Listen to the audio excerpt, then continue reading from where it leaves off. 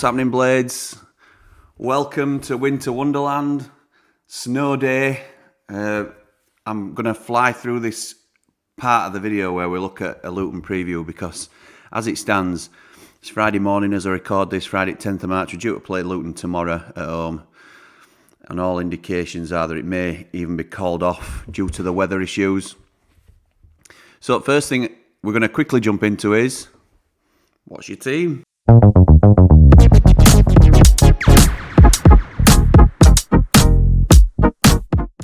So I'm still boggled as to why Tommy Doyle isn't getting in. Ecky's explained it away as though when he gets injured, it's usually after he's had an energetic 90 minutes like he did against Tottenham and then thrown straight back in. And it's the second game where he tends to pick up those sort of niggling injuries that he's been getting. So it's more to protect him that he hasn't been playing. He's reading between lines. He's got to play. He's got to play. Norwood bang out of form, but I think Norwood still makes it into 11 just because of what he can give you when he's on. Anel comes back, thankfully, because I think Basham's had a bit of a torrid time. I'd like to see Clark, but I think he'll go with Robinson. So in my team, it's Clark, but I think Ecky will pick Robinson.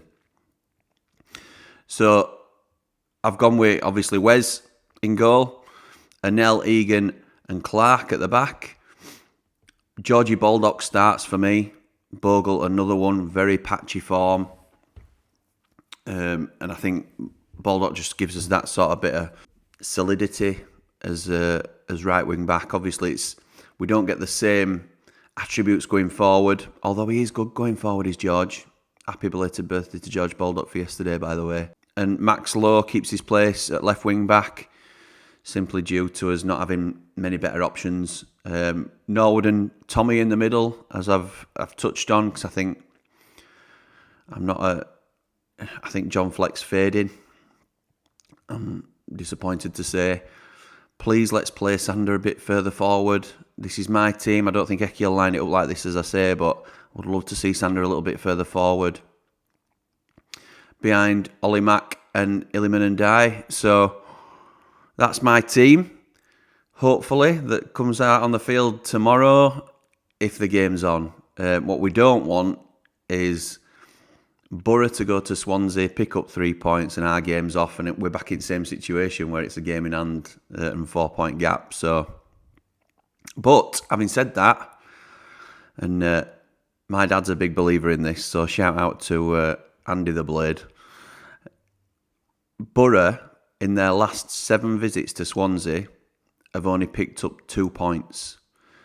So my dad's a big believer in bogey teams. We never do well against so-and-so. We always do well against Tottenham. That were his other night, and so it proved to be. Don't happen every time, obviously, but it's something he's a big believer in. Walsall's another one. We never play well against Walsall, as we know. That's one of the more recent ones. So if you can remember any teams that we do well or historically don't do well against, drop them in comments and let us know, and I'll compare his notes and let you know. So that's all I'm going to touch on for Luton. They're obviously flying high, tough team to break down, but I think at Bramall Lane we should have enough to overcome them. I'm quite confident. Should the game go ahead, I'm quite confident, and I've got an outside sort of hope that Swansea pull one out of the bag for us, but that's probably more optimistic than anything else. So the other bit to touch on, which I know everybody's so interested in, as am I, because particularly when it sounds so like it's imminent and something's going to happen soon. As we know, Dozy was a spectator at Reading. There was an article released yesterday in the Times, which I've linked in my Twitter profile. Thanks to Van Blade for getting us the free version, which you don't have to subscribe to, because all us tight blades and all that. But if you want to see the full article, go there, but I'll obviously post some snippets here as I'm going through it. So basically, it's a bit more information on Dozy for those of us that don't know much about him. He's based in London, not St Albans, from what I understand.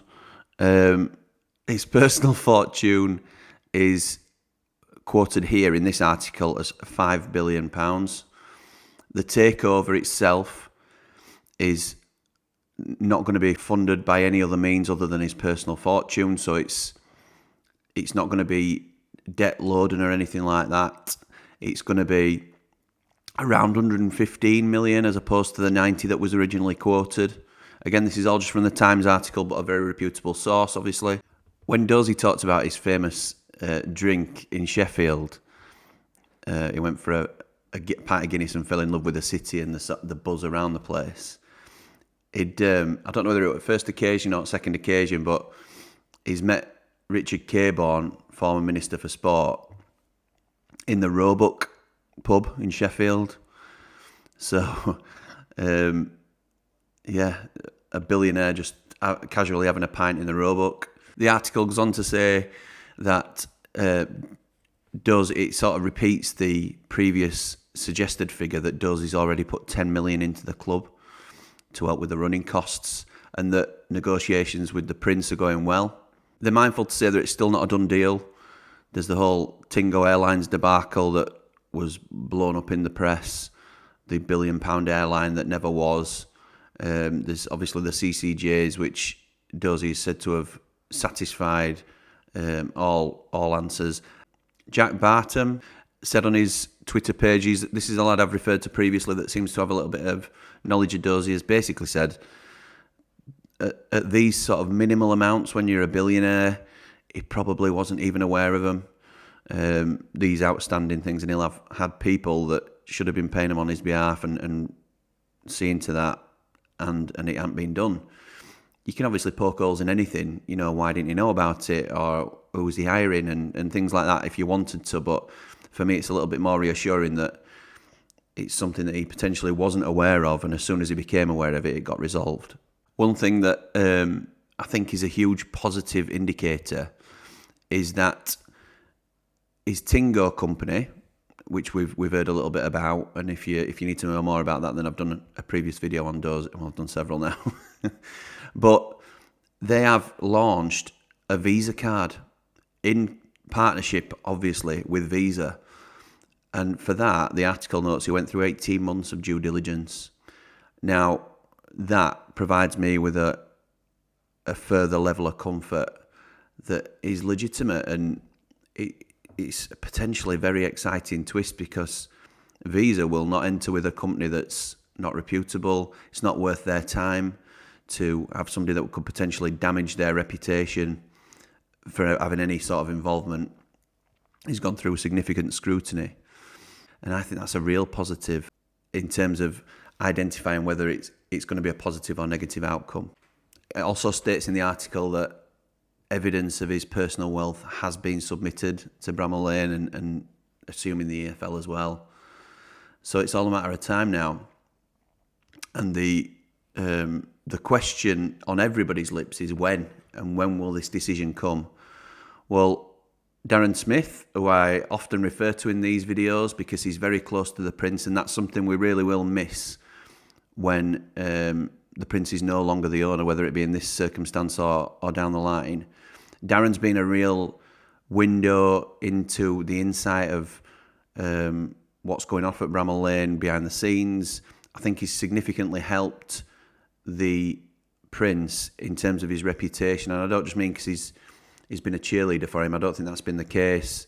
I think it's more a case of our hardcore fan base, for want of a better phrase, who are all over everything that we're doing and sort of checking social media all the time for further updates and heavily scrutinising things to do with the club because we're so invested in them.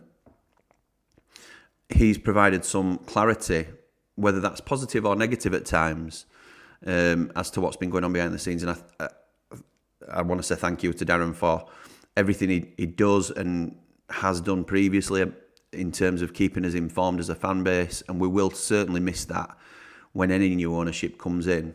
But Darren's latest on timescales was, usually in these sort of circumstances, we're coming to the end of the time frame and a decision should be made before the end of the month.